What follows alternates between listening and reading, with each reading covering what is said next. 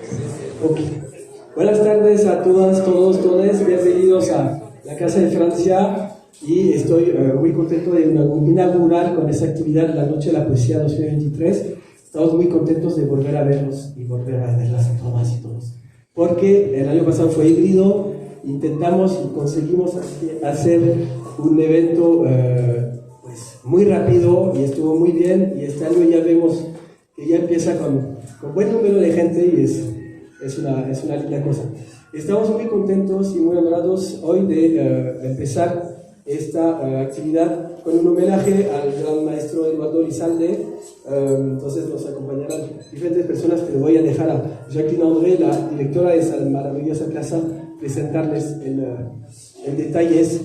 Yo lo que quería decir nada más es que esta fiesta empieza ahora, acaba alrededor de las 12, que tienen atrás de ustedes una librería de noche. La idea de eso es dar un poco de visibilidad, de luz a editores independientes de poesía. Entonces pues vayan, compren y consuman poesía, creo que es muy, muy importante.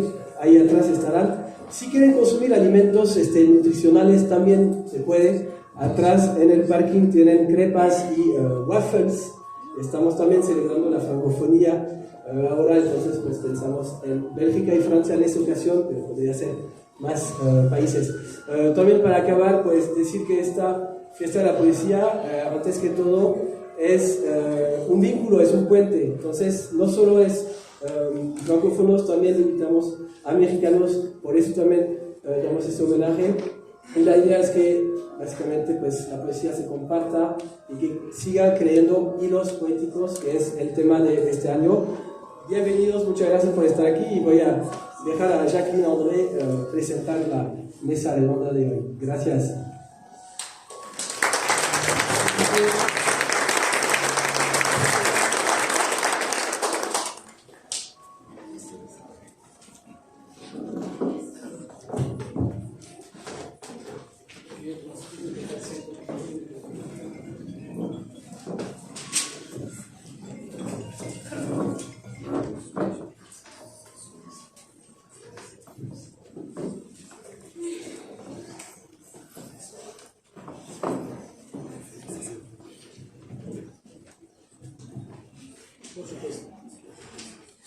Pues bienvenidas y bienvenidos sean todos.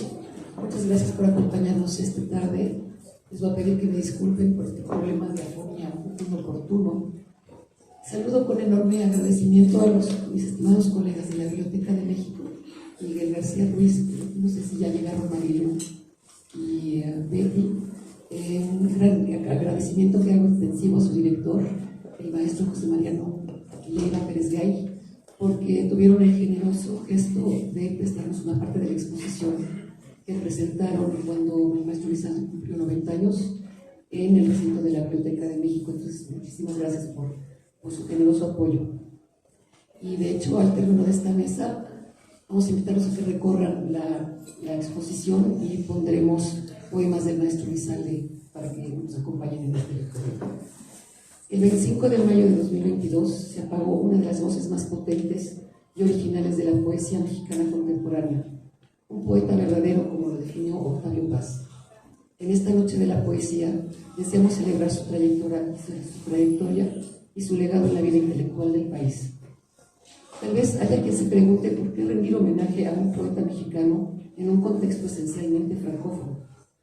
Como han podido ver y como dijo Mateo hace rato, el tema de esta octava edición de la Noche de la Poesía es hilos poéticos, que se eligió para poner de relieve cómo a través de la poesía y el arte es posible trenzar relaciones y afectividades entre países más allá de las barreras geográficas o lingüísticas. Los vínculos que Eduardo Elizalde tejió con la lengua francesa se ven reflejados desde luego en sus traducciones de poemas de Pierre de Ronsard, Paul Valéry, Victor Hugo, Baudelaire, Rainer Maria Rilke o el Conde de los Clermont, entre otros, pero también en el noble apoyo que le brindó a la FAM en diversas ocasiones como director de la Biblioteca de México para presentar en el recinto a su cargo exposiciones de escritores franceses como Julio Verne, Émile Zola, Victor Hugo, Jean-Paul Sartre o Albert Camus. En octubre de 2011 le fue otorgada la Orden de las Artes y las Letras del Gobierno de Francia en el grado de caballero por su contribución en la difusión del pensamiento literario y filosófico francés. De sus múltiples vocaciones, filósofo, ensayista, narrador, poetista, traductor, dibujante o académico, en esta mesa nos ocuparemos de dos de sus principales pasiones artísticas, la poesía y la música. Para hablar de ello, agradezco profundamente la generosa participación de Eduardo Hurtado, Manuel Irizar.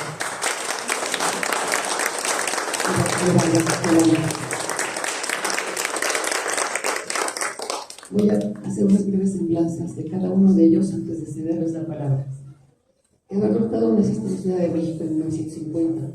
Eres poeta, editor, ensayista, miembro del Sistema Nacional de Creadores. Has sido el jefe de medios de Canal 11, director literario de la Casa del Poeta Ramón López Velarde, editor y columnista de diversos medios impresos en México y en el extranjero. Tu poesía ha sido traducida al inglés, al francés y al árabe. En 2015 ganaste el Premio Nacional de Poesía Carlos Pellicer para obra publicada por Las 10.000 Cosas. En particular sobre Eduardo Lizalde, has colaborado en Las Huellas del Tigre, publicado por Conajunta Fonca y Ediciones del Ermitaño del año 2000, en Algo Sangra, aproximaciones críticas a Eduardo Lizalde, de Ediciones Sin Nombre, publicado en 2015, y prologado Eduardo Lizalde, lectura de 3 décadas, publicado por la UNAM en 2001, dentro de la colección Voz Viva de México, así como Todo Poema está empezando, publicado por la Universidad Autónoma de Nuevo León y la Cava Ediciones en 2008, y del cual tenemos un fragmento justo acá atrás. Manuel Irizar nació en la Ciudad de México en 1948. Usted ha sido productor y director de programas culturales en radio y televisión, con un particular énfasis en la ópera. Ha colaborado en Radio Educación, Canal 11, Canal 22, TV UNAM y Capital 21, entre otros. Produjo o dirigió importantes programas como La Plástica y la Crítica con Rafael Tibol, Aquí nos tocó vivir, Poetas de México, La mejor música del mundo, el espectáculo Sin Límites, 100 años de ópera en México, conducido por Eduardo Lizalde, y Operomanía, igualmente con Eduardo Lizalde y el también añorado maestro Ernesto de la Peña.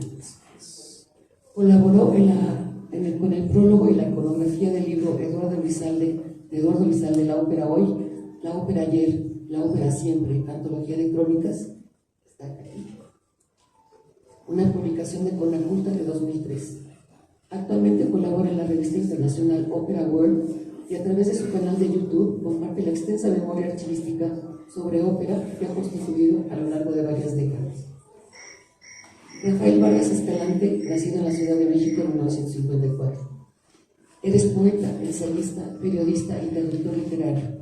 Has sido editor y coordinador en el Fondo de Cultura Económica, jefe de publicaciones de la Universidad Autónoma Metropolitana y editor de Casa del Tiempo, miembro de los consejos de redacción de Reguilete, Melodía y Nexos, miembro fundador del Taller de Poesía Sintética, becario del FONCA y del Programa Internacional de Escritores de Iowa y del Fideicomiso para Cultura México-Estados Unidos, agregado cultural de México en Perú, Chile y Ecuador. Parte de tu obra ha aparecido en antologías como Entre estas aguas, Poetas del Mundo Latino 2009, o La poesía del siglo XX en México. Eres miembro del Sistema Nacional de Creadores desde 1997. Además de compartir la vocación poética y la amistad, fuiste un cercano colaborador de Eduardo Lizalde de la Biblioteca de México, cuya revista publicó una larga entrevista que le hiciste. Al igual que Eduardo Hurtado, colaboraste en la publicación de Algo Sangra, aproximaciones críticas a Eduardo Lizalde, y le has dedicado varios artículos en diversos medios impresos y digitales. Sin más, yo no los torturo más con esta voz, sin más te dejo la palabra. Mil gracias, Jackie. Bueno, verdaderamente hay que agradecerle a Jacqueline André su valentía para hablar a pesar de que tiene la garganta lastimada, y gracias por las introducciones, por las presentaciones de nosotros. Como bien dijo hace un instante Jacqueline, yo tuve la suerte de ser colaborador cercano de Eduardo Lizalde, porque trabajaba yo en la Biblioteca de México, trabajé ahí 10 años. Antes yo llegué a trabajar ahí con Jaime García Teresa, quien probablemente muchos de ustedes también ubican. A su muerte entró Eduardo Lizalde como director de la biblioteca y fue fantástico trabajar con él. Yo tenía ya la fortuna de conocerlo muchos años antes. Lo conocí, yo creo que a mediados de los años 70 o principios de los 80, al igual que Eduardo y que Manuel. Somos, digamos que, viejos amigos y conocidos de Eduardo. Pero no había yo tenido la oportunidad de trabajar con él, lo había yo visto trabajar. Creo que lo conocí justamente cuando él era director o subdirector de publicaciones del Consejo Nacional de Ciencia y Tecnología del CONACYT. Ustedes recordarán que hacían unas revistas estupendas, Ciencia y Desarrollo, Comunidad CONACYT. Bueno, Eduardo fue una gente de una versatilidad extraordinaria. Editor, traductor, periodista, en fin, y por supuesto, para resumir todo lo que fue, podríamos decir que fue un gran animador cultural. Pero sus dos pasiones, las dos pasiones, bueno, hay que hablar, en el caso de Eduardo Elizalde, hay que hablar de tres pasiones. Pero aquí, en esta mesa, hoy vamos a hablar solo de dos. Esas tres pasiones son, no sé si decirlo por orden de importancia, Manuel probablemente me va a corregir, pero son la poesía, la música, muy concretamente la ópera, y la política. Estas tres pasiones se trenzaron y verdaderamente tomaron gran parte de su vida. Yo lo conocí esencialmente como poeta. Mi generación, de la cual tengo, digamos, el gusto de ver aquí a varios amigos cuya presencia quiero destacar, está Blanca Luz Pulido, una linda y excelente poeta, está Carlos Chimal, un gran narrador y divulgador de ciencia, está Víctor Manuel Mendiola, editor, en fin. Todos nosotros crecimos admirando justamente a Eduardo Elizalde, admirándolo mucho, y admirándolo a pesar de que para nosotros, en el momento en que nosotros empezamos a leer, es decir, 1974, 75, Eduardo no era el poeta tan valorado que sería después. Por un motivo muy claro, digamos, muy sencillo, por razones coyunturales, de fechas, de tiempos. Eduardo no figuró en una de las antologías de poesía más influyentes que se han publicado en México, que ustedes ya saben a qué me refiero. La antología es Poesía en Movimiento.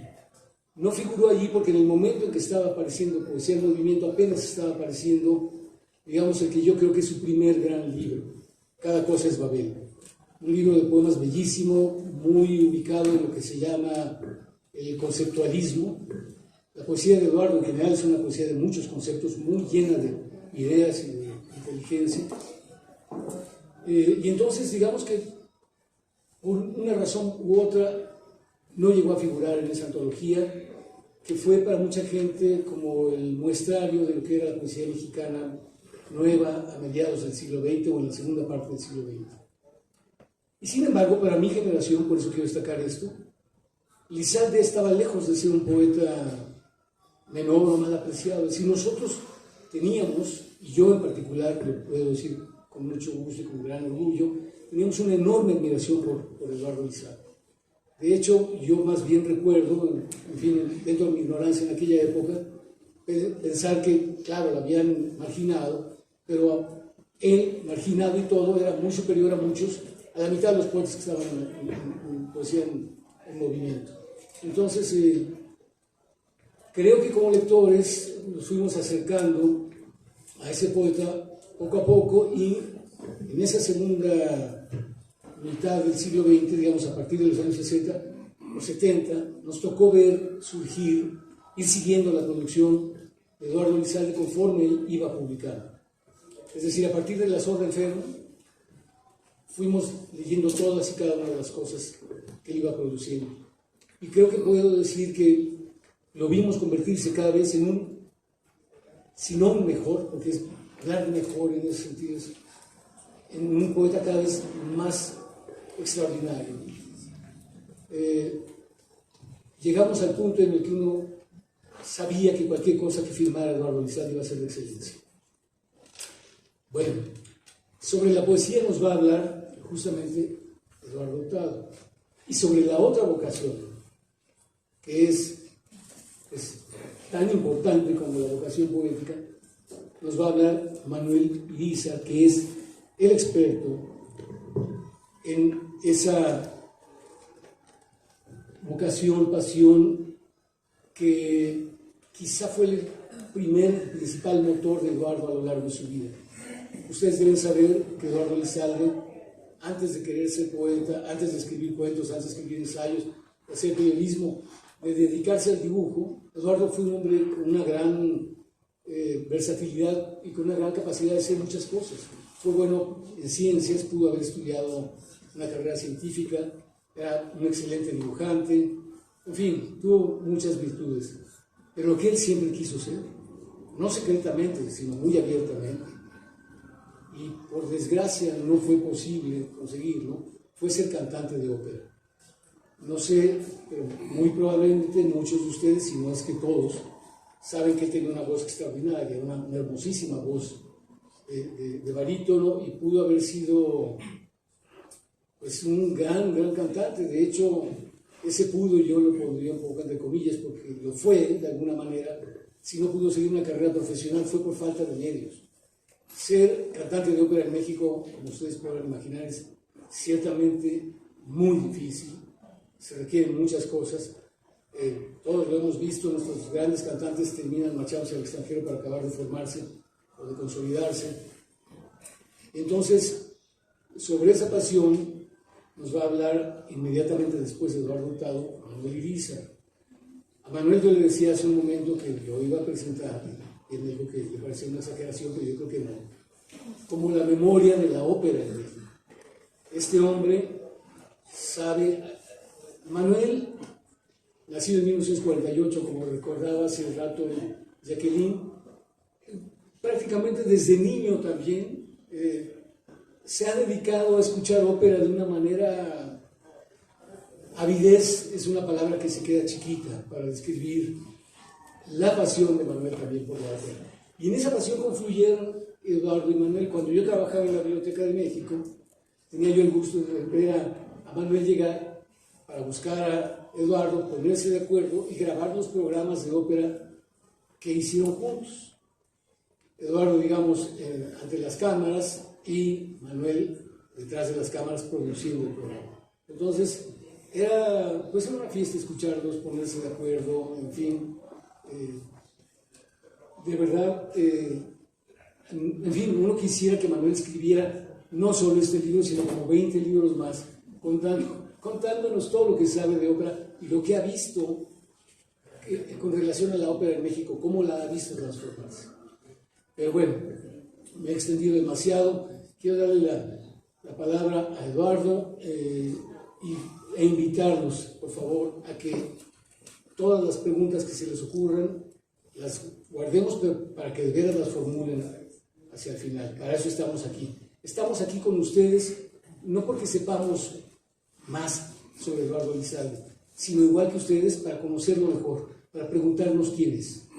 Les agradezco muchísimo su presencia, de verdad. Es un placer estar aquí.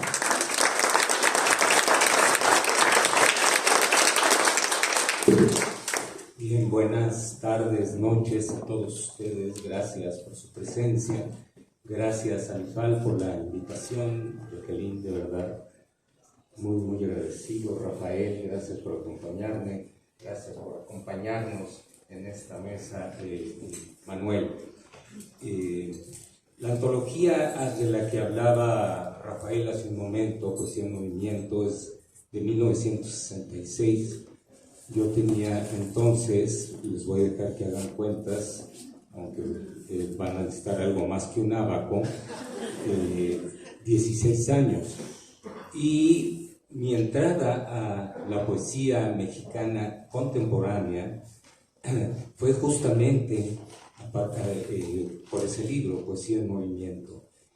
Y en efecto, después de leerlo, yo tenía, a pesar de mi temprana edad, la sensación de que había ingresado al canon prácticamente cerrado de la poesía mexicana hasta ese momento.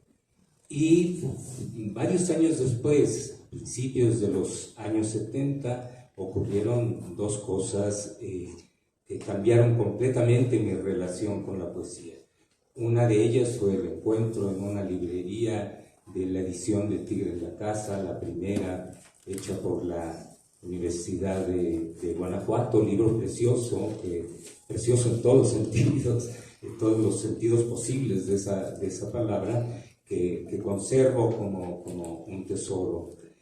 Y la otra fue ya en la universidad, en la Facultad de Filosofía y Letras, la posibilidad de asistir a un seminario con Eduardo Lizalde y entonces conocer personalmente a ese hombre que había leído y que ya para entonces había modificado mi idea de lo que podía ser la poesía.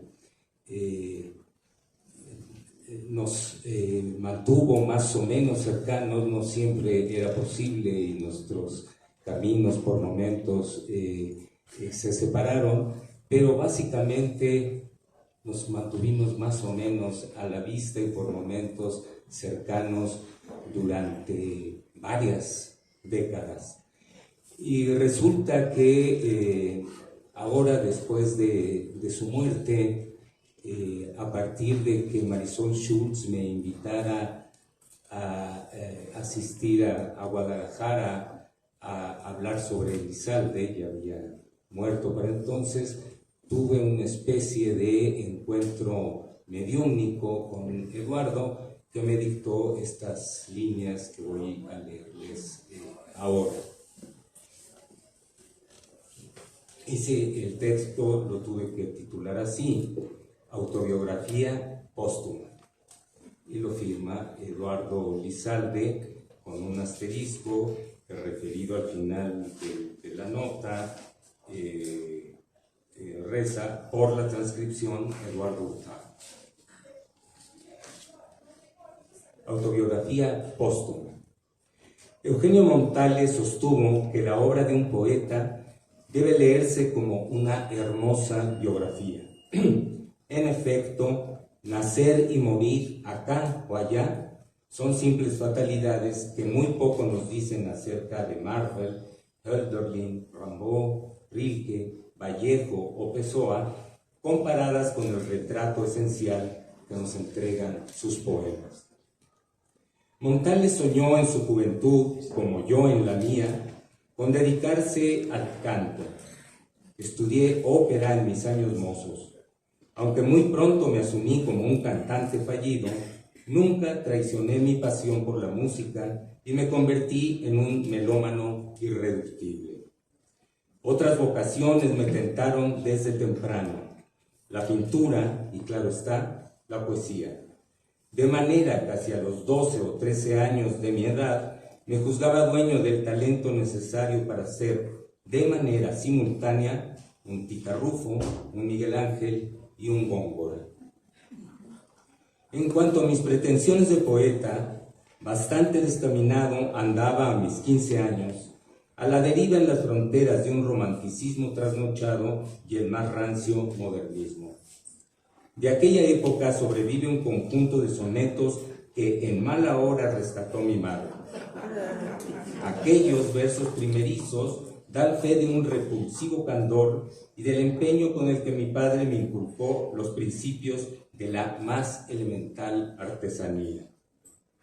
Cito: ¿por qué, placer, si pareciste un siglo, te volviste de pronto raudo instante?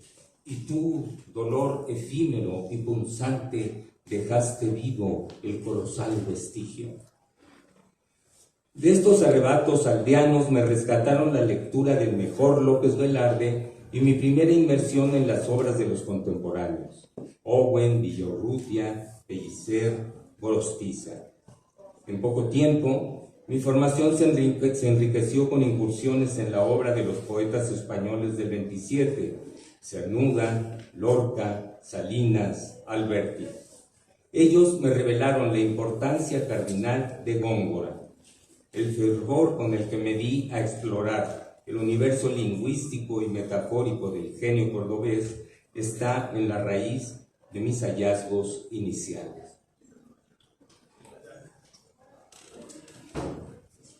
Hacia 1948, Enrique González Rojo y el que esto les comparte con la mediación de un amanuense más bien tardo, diseñamos una especie de fenomenología que bautizamos con un nombre de cuño vanguardista: poeticismo. Muchos años después yo mismo me encargué de hacer la crítica de aquella desatinada empresa cuya borrosa existencia en beneficio de la especie humana y de la lírica universal fue muy breve. Irracionalmente extensas fueron, en cambio, las obras pergeñadas con apego a su farragosa preceptiva. Tan solo la relatoría de los enredados principios poeticistas ocupó, en la versión de mi querido Enrique, un importante número de páginas. Descomedidos y mayormente infumables fueron también los poemas redactados por los 3 o 4 militantes de aquella prescindible escuela. Nunca me atreví a publicar mis libros estrictamente poeticistas, verdaderos aluviones de versos confeccionados a partir de una teoría que, según los presupuestos debatidos en las abrumadoras reuniones de nuestra cerrada cofradía, buscaba formular y sistematizar los recursos expresivos que permitirían la creación de imágenes inéditas. Debo admitir, sin embargo, que aquellos triunfos rigurosamente inéditos eran tan deplorables como el primero de mi autoría que conoció la imprenta, La mala hora, anómala criatura nacida de la aberrante cópula de un poeticismo jactancioso y un marxismo escolar.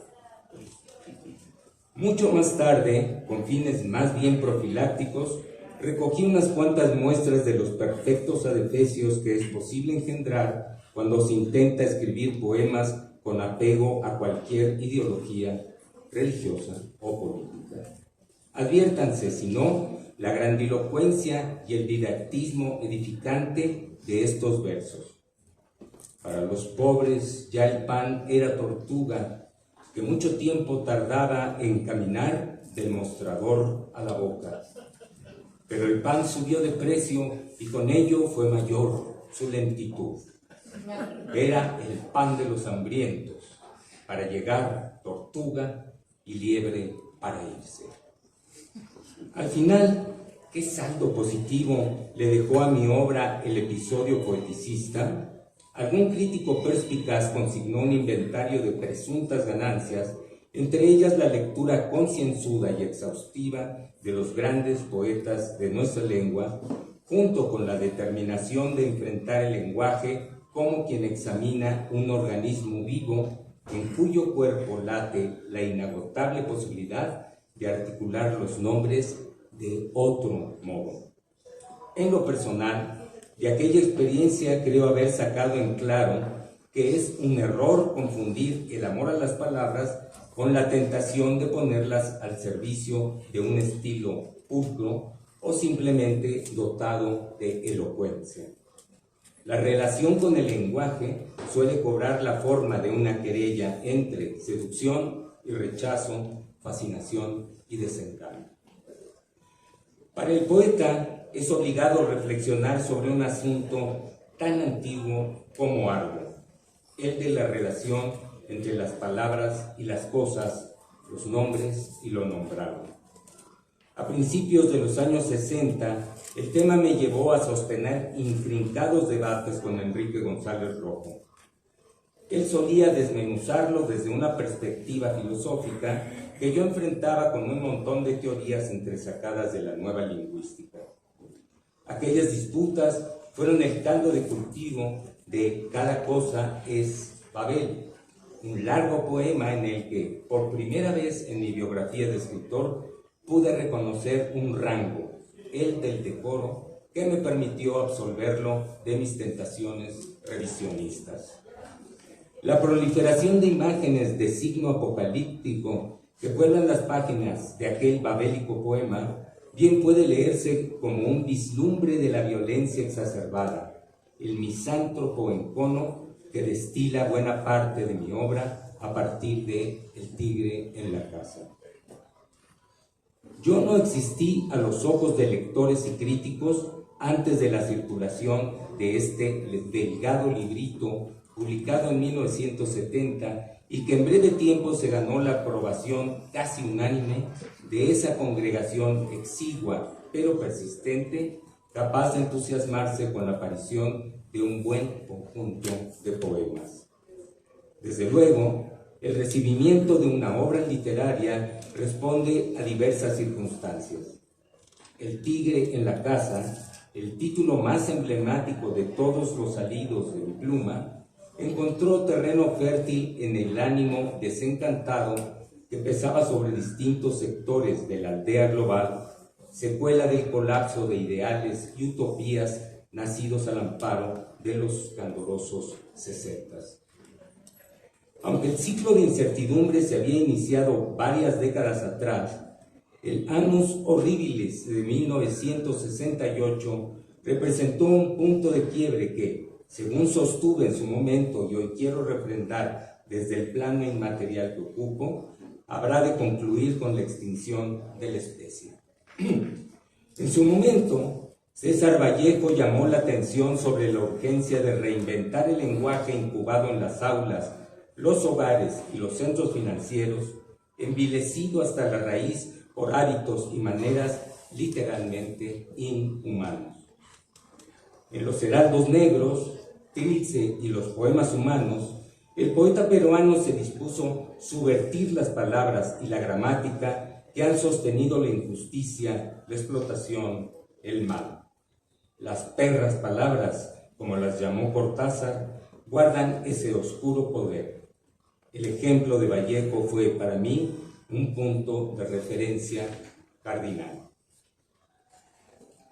Frente al giro que en mi poesía representó la aparición del tigre en la casa, la crítica se dio a la tarea de consignar las variaciones formales y conceptuales que explicarían la aparición de esa otra voz que no era fácil entrever siquiera en mis tentativas preliminares.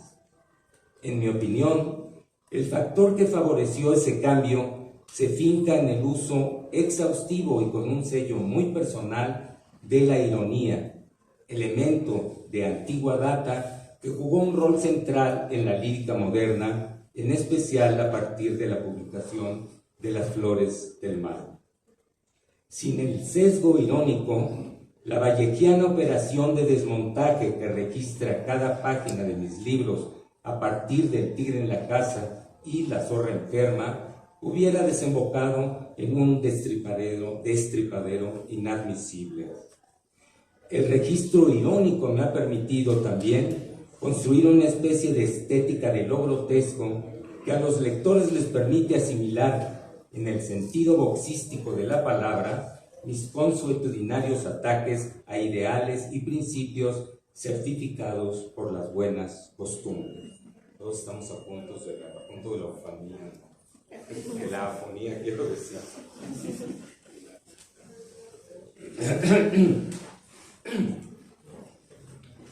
Se ha hablado con razón del uso repetido en mis poemas de paráfrasis, recreaciones y parodias formuladas a partir de fragmentos y citas que, a lo largo de mi biografía de lector, recogí de diversas tradiciones literarias.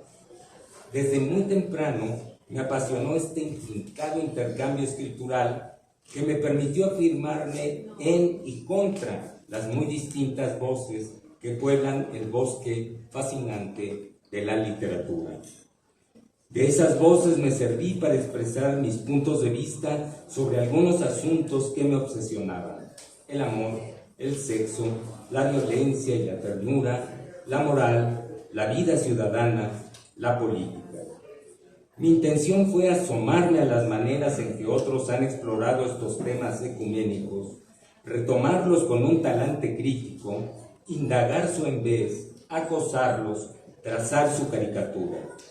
Ejercí esta especie de hostigamiento con la misma disposición con la que un animal acecha su presa. A propósito de mis inclinaciones más extremas, quisiera retomar desde este vago plano en el que las consideraciones de espacio y tiempo pierden todo sentido, cierto tema que hace mucho abordé en diversas notas y entrevistas. Comentaba en ellas que mi obra forma parte de las vertientes rupturistas que a partir de los años 60 propusieron otras maneras de escribir poesía. Otras maneras no es más que un eufemismo que alude a las poéticas dominantes del momento encabezadas por Octavio Paz. Entre mis colegas nacidos hacia el final de los 20 y a la primera mitad de los 30 del siglo pasado, algunos asumieron, sin manifiestos de por medio, esta ruptura indispensable. Entre ellos destacan dos autores con los que comparto un talante escéptico y mordaz, Gabriel Said y Gerardo Denis. Paz, con quien conversé franca y abiertamente sobre el tema, supo entender que nuestro gesto no implicaba la desaprobación de su obra. En el mundo del arte, lo planteó él mismo mejor que nadie, las rupturas no ocurren como negación de los hallazgos del pasado, sino como natural consecuencia de la necesidad que todo verdadero creador tiene de formular su personal visión de esa cosa inacible y tornadiza que llamamos realidad.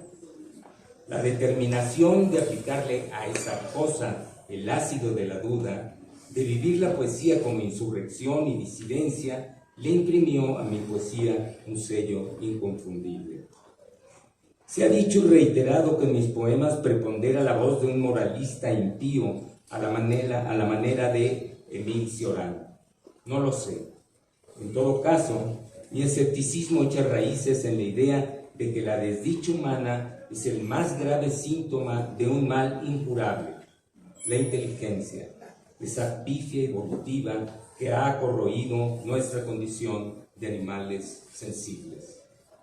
Para Cioran, la lucidez viene a ser, como la falta de ilusión, el resultado de una mengua de vitalidad. No puedo estar más de acuerdo. Y agregaría que la razón, ensalzada como la herramienta más eficaz de conocimiento y apropiación del mundo, es el instrumento con el que la especie ha dispuesto su autodestrucción. Muchos de mis poemas asumen la idea, fácilmente verificable para quien se dé a la lectura de la historia universal, de que la humanidad ha fracasado de manera irremisible.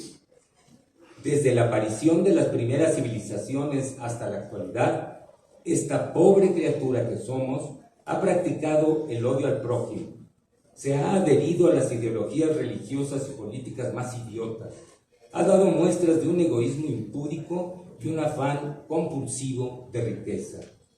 El hombre será siempre lobo artero del hombre, escribí en La zorra enferma. Nunca renegué de la belleza, aunque muchas veces cuestioné la noción maniquea de lo bello como mera antítesis de la fealdad. Y lamenté la suplantación en nuestras sociedades de los valores estéticos por los valores del mercado. Es una verdadera lástima, estos son poemas de Eduardo, es una verdadera lástima que toda esta belleza, que todo esto no tenga el menor sentido. Es lástima de veras, es verdaderamente lamentable. No se encuentran palabras, ni existen, es lo más seguro, para lamentarlo a fondo. Qué lástima, qué lástima, qué lástima. Pero desmenuzar ciertas ideas ramplonas sobre la belleza no significa renunciar a ella. Artistas de todos los tiempos se han internado en esta zona del arte donde el horror engendra lo bello. Dante, Shakespeare, Quevedo, Blake, Sade, Baudelaire, Lautréamont nos han legado obras que justifican esa especie de aforismo que alguien trajo a colación a propósito de mi poesía.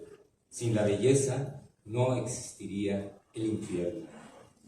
Reconsiderar nuestras opiniones estéticas desde un punto de vista así abriría la posibilidad de conjurar algunos de nuestros automatismos más nocivos. No solo de la belleza me hice cargo bajo la lupa reveladora de la poesía, también me di a la tarea de aplicarle el ácido de la duda al cuerpo maltrecho del amor, uno de los valores más venerados en la historia universal de la lírica. Muchos han cuestionado la forma especialmente corrosiva en que me ocupé de tan ilustre sentimiento, sin detenerse a observar que mi interés no era otro que echar luz sobre las pasiones más oscuras que forman parte de su naturaleza: los celos, el odio, la pulsión criminal. Y ocurre que una lectura literal de mis textos dio pie a que se me endilgara el deshonroso epíteto de misógino. Error flagrante. Leer literalmente un poema es signo de estulticia. Cuando pongo en palabras de un hombre los más crudos insultos dirigidos a una mujer, no hago sino darle voz a la furia, la reacción animal que desencadena el desengaño amoroso, la más lacerante de las tragedias humanas. Griegos y romanos la recrearon sin concesiones en cantos y epigramas de una violencia inédita. La literatura contemporánea se ha ocupado de retomarla desde una perspectiva que se alimenta de las más recientes aportaciones de la psicología, la filosofía y la semántica. Mis poemas de desamor no pueden leerse, salvo forzando las cosas, como un llamado al rencor universal contra las mujeres. No fue esa mi intención, como no fue la de Nabokov en Lolita, Flaubert en Madame Bovary, Arriola en los cantos Bovary, Arriola en los cantos de Mandolor o Bonifaz Nuño en su extraordinario Albur de Amor. Todos ellos han recibido en su momento o a toro pasado la desaprobación de muchos lectores y críticos. Al final del día, sus obras siguen ahí para quienes se dispongan a leerlas sin prejuicios extraliterarios.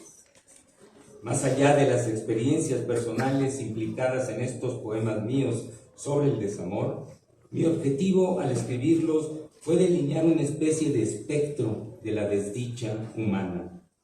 Escribí sobre la infelicidad en el amor, esa blanda furia, sin establecer diferencias de género, tal y como lo hice al arremeter contra los cimientos de una cultura que ha hecho de los grandes ideales y las buenas intenciones un arma de dominio.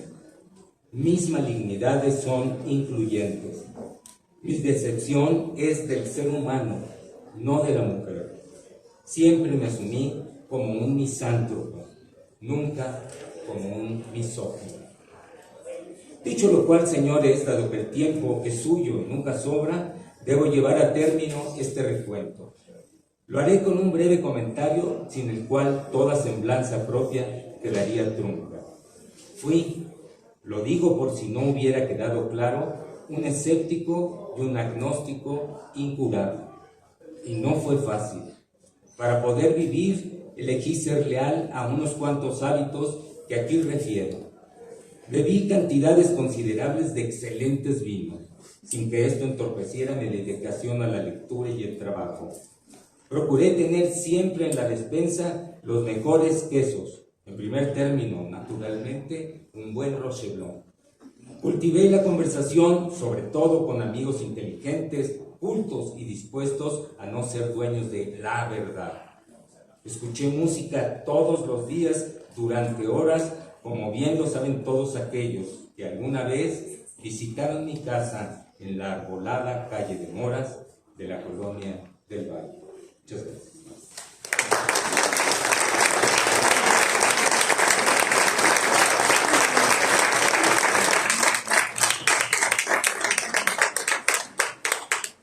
Pues ahí está el nexo exactamente, la música de la poesía y la música de la ópera. Pocas cosas pueden estar tan cerca realmente como la poesía y la ópera. Entonces escucharemos ahora a Manuel hablarnos de ese Eduardo Lizalde, de ese cantante que se revelaba de pronto en alguna fiesta. Eso era una maravilla. De pronto en alguna fiesta no tomaba la palabra, se apoderaba de la voz. Así es.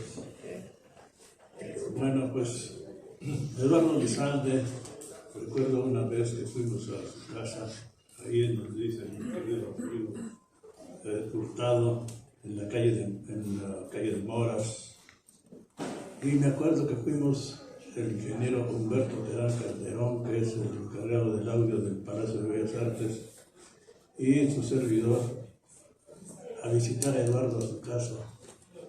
Y entonces lo primero que hizo fue recibirnos, y me dice: pasen ustedes, amigos queridos, les voy a poner algo antes de que entren en mi casa, quisiera que escuchen algo.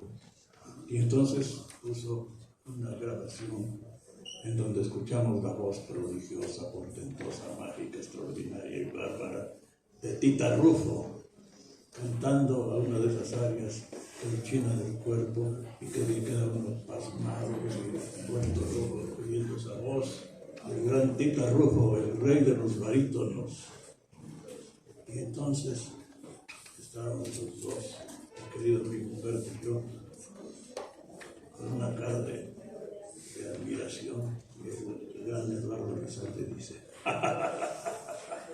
es infalible, así lo hacía mi papá. Cada que invitaba a alguien le ponía Tita Rufo y les ponía esta cara que están poniendo ustedes. Y entonces resulta que Eduardo Lizalde es el poeta del canto. Y en este libro, que ya les platicaré su historia, viene un epígrafe del autor de que ahorita les habla, Manuel Irizar, en el prólogo de este libro, que toma como epígrafe unos versos de Eduardo Lizalde, de Cada cosa es Babel, que también cita aquí mi querido Eduardo, y dice: canta el hombre y construye con su lengua el sabor de lo que canta. Es una definición maravillosa del canto. Construye el hombre el sabor de lo que canta. Eduardo Lizalde era un cantante frustrado. De acuerdo también a la vez que estaba muy triste. En una grabación que hicimos en el Teatro de Palacio de Bellas Artes, en el Foro, para presentar nuestra serie de programas 100 años de ópera en México.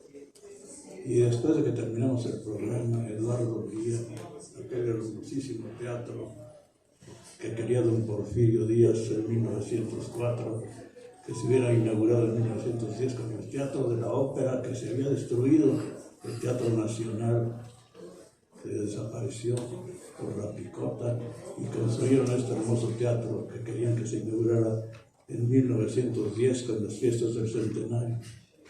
Eduardo contemplaba el foro del Palacio de las Artes, desde el foro, y decía: Manuel, una de las cosas que yo quise hacer en mi vida y que nunca lo pude lograr fue ser cantante de ópera.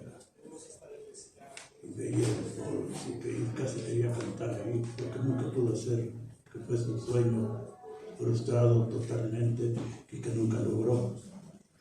Y entonces yo le decía: Eduardo, no eres un cantante de ópera, pero eres uno de los más grandes poetas de este país, eres una maravilla, Eduardo, mira, eres un poeta extraordinario, que vas a dejar historia en la poesía nacional. Y yo tratando un poco como de hacerle la barba, como si me haces la barba, ¿no? Y si me hace la barba para que cuando hable yo de él, hable yo bien también. Decía entre algunos otros sarcasmos. Y decía: no, hombre, no, mira, eres un gran poeta. Y de pronto me dice rotundamente: no me consuelas. O sea que realmente él siempre llevó ese amor a la ópera a tal grado que él había querido ser cantante. Y me platicaba, y aquí en el libro lo narro en algunos de sus textos, que él fue discípulo de un maestro de canto que había estado en colaboración con algún alumno de Tita Rufo, de ese que nos puso el disco que nos quedó, que nos dejó apantallados a todos. Él tuvo un maestro, que aquí habla muy bien de él, que dice que estuvo luego buscando sus datos y se los perdí, los datos de mi gran maestro, en la Escuela Superior Nocturna de Música. Estaba en la calle de Academia. Y ahí él, dice, era yo un muchacho de 16 a los 18 años, estuve yo tomando las clases de canto clásico con la Escuela de Bel Canto Italiana, que es la técnica más perfecta para los cantantes. Él estuvo ahí estudiando y tenía una voz prodigiosa. Creo la explotó leyendo sus poemas como nadie, con una voz que después vamos a escuchar ahora cuando hagamos el recorrido. Y él entonces estudió la técnica vocal a fondo. Y además de eso, venía su afición a la ópera desde su padre. Como decía ese día, mi papá hacía esto, les ponía los discos, porque su padre era un extraordinario amante de la ópera, que les dio esa educación a sus hijos, de que escucharan los discos todavía de Bacalita, o los discos de 78 revoluciones por minuto, y escuchaban ópera de su hermano Enrique, su primo hermano Óscar Chávez y el propio Eduardo Lizalde. Me decía él también, nuestras voces vienen de parte de los Chávez, su mamá. Esos vozarrones de barítonos o bajos barítonos era de la mamá, que tenía un vozarrón la mamá. Y si nosotros tenemos la voz de los Chávez, decía el poeta de Chávez. Y resulta que llegamos a hacernos amigos después de este castillo. Lo veía yo siempre, porque en el periódico El Nacional, que estaba ahí en el Rey de Rosales, iba a llevar sus notas de ópera, iba a Bellas Artes y escribía las notas a buena pluma o a buena máquina, y los llevaba al periódico Nacional, y salían los jueves, creo, un día de la semana, y era para mí un día de fiesta ir a comprar el periódico y leer las crónicas de Eduardo Lizalde, porque eran verdaderamente tratados extraordinarios de la ópera.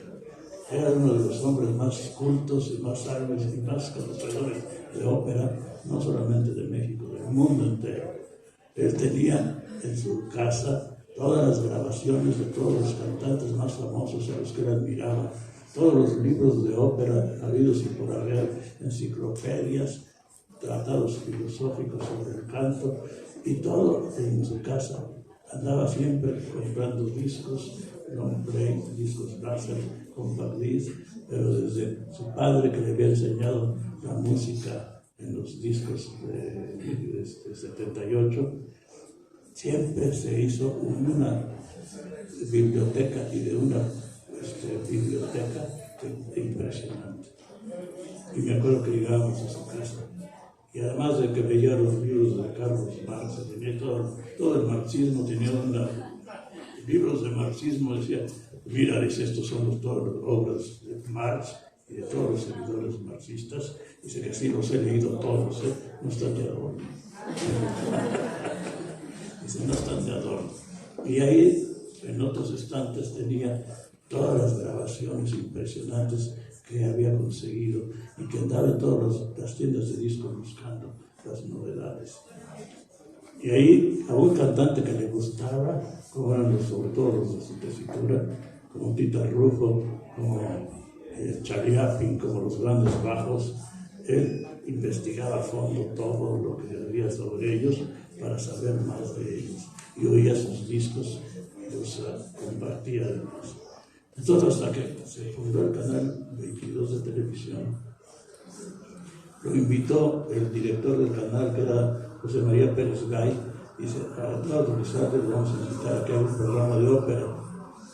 Y entonces me invitó a mí a que yo fuera ese productor y director del programa, realizador del programa. Él hacía todo, presentaba, salía cuadro, y ahí fue donde él hicimos 225 programas que pasaban 2 veces a la semana por la televisión, presentando a los grandes cantantes que se presentaban en México. Y ahí estaban todos los grandes cantantes.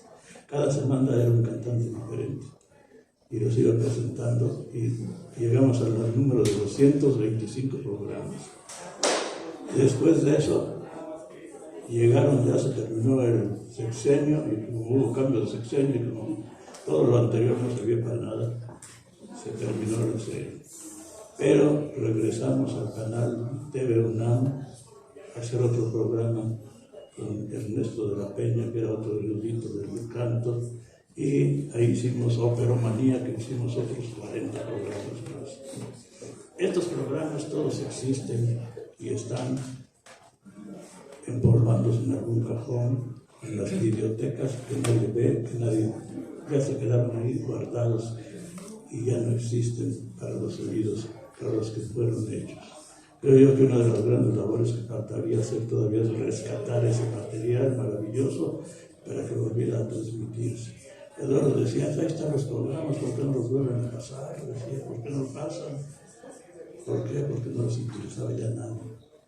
En el Canal 11, que ahí grabé yo todas las temporadas de ópera desde 1980 hasta 1992, llegó una directora, Alejandra Rayú, que acaba de fallecer, y dice, no queremos no tener ya cultura de las élites, cultura de la alta sociedad. Nuestro canal va a ser cultura light. Y al término ya no volvimos a grabar ópera en el canal. Después ya, el canal 22 fue que apareció cuando Eduardo Lizalde precisamente había sido director de la Compañía Nacional de Ópera. Y esta es una historia muy simpática porque entró con la culta apareció eso del ente extraño, con Consejo Nacional para la Cultura y las Artes. Y el primero que nombraron fue a Flores Olea. Flores Olea invitó a Eduardo Lizalde y le dijo, Eduardo, ahora sí vamos a poder ver ópera como se debe en México, en el mundo, vamos a tener todo. Y me decía, me platicaba después de que pasó mucho tiempo, me prometió el oro y el moro, pero no le dieron. Duró un año efímero porque se peleó Flores Olea con Octavio Paz y lo corrieron de Conaculta y se acabó todo lo de la ópera que había prometido, oro y moro, murieron. Entonces él siempre estuvo muy cercano a la ópera, pero durante ese año que estuvo ahí, llegó incluso a hacer óperas en la Pinacoteca Virreinal para los cantantes que todavía estaban por ahí, que ya se habían retirado, porque volvieran a cantar, y los grababa. Y las óperas que hizo en ese periodo fueron muy buenas, trajo muy buenos cantantes. Es decir, realmente él estaba en su mundo, lo que él quería hacer, pero le duró muy poco el gusto. Fue como un año director de la Ópera de Bellas Artes. Entonces, pero sin embargo, seguía escribiendo él sus críticas de ópera y yo las recortaba. Y un día el director de escenografía, Edgar Ceballos, fue a mi casa y me decía, mira, oye, Eduardo, él había trabajado con Eduardo en Bellas Artes. Todas sus críticas son maravillosas, todo lo que tiene, y yo las tenía recortadas y todavía las conservo. Las recortaba y las guardaba y tenía un montón de críticas ya. Y dice, oye, pero esto debe de hacerse un libro. Y entonces digo, pues vamos a hacerlo. Y entonces hicimos este libro. La ópera hoy, la ópera ayer, la ópera siempre. Es un libro de más de 500 páginas, con todos los temas de la ópera. Es casi una enciclopedia operática. Es verdaderamente la sabiduría que tiene este libro, ahora que estuve leyendo algunas cosas, todas las ideas y todos los cantantes que aparecen. Hay una lista al final de todos los cantantes que conoce Eduardo Lizalde. Es extraordinario. Pero entonces Eduardo fue siempre un promotor cultural y la ópera fue su amor frustrado. Como decía, oye, eres un gran poeta, Eduardo, no me consueles.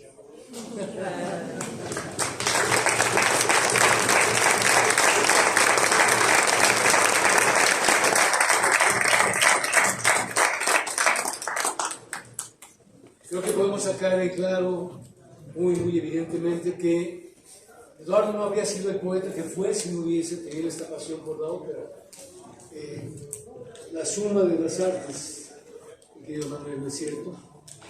El drama, en fin. La obra de arte integral. La obra de arte integral. Porque la ópera tiene en sí misma todas las demás artes. La ópera es poesía, es música, es danza, es canto, es teatro. Es decir, por eso decía Wagner, la obra de arte integral. Es decir, todas las otras artes están en la ópera. Y eso es también de alguna manera el intento de Eduardo con su poesía. La cantidad de cosas que abordó, no por temas, no me refiero a temas, sino la cantidad de maneras que ensayó con su poesía es solamente la propia de alguien que está buscando una variación con la voz. Es extraordinario. Bueno, y por fortuna tenemos la suerte de que el propio Eduardo grabara sus poemas. Los vamos a escuchar dentro de un momento, cuando pasemos a ver la exposición. Yo les dije hace rato, si quieren ustedes hacer alguna pregunta, participar más que una pregunta, si no es que haya una distancia en ese sentido, pero si alguien quiere decir algo, por favor, la idea de estar juntos es eso.